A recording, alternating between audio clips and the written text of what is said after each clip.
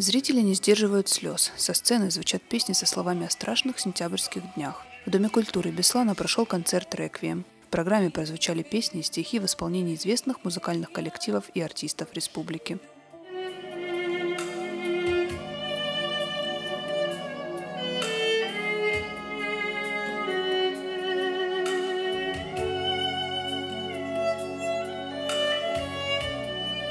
Конечно, в основном здесь звучат песни, которые посвящены трагедии Беслана, звучат стихи, которые посвящены Беслану.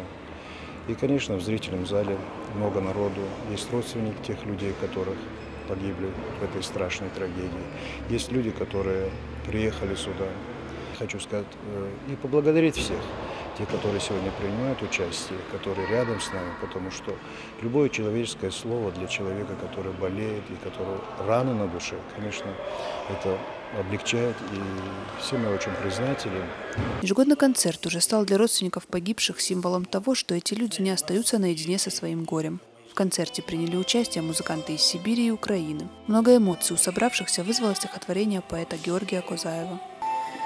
И под ногами земля застонала, у каждой могилы букеты из роз.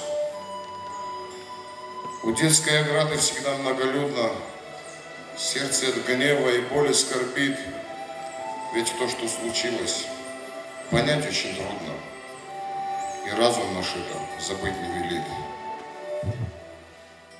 Мы должны показать всему миру, что не только 10 лет, сколько бы лет ни прошло, это событие для нас никогда не забудется. Эти ангелочки навсегда у нас в сердцах останутся.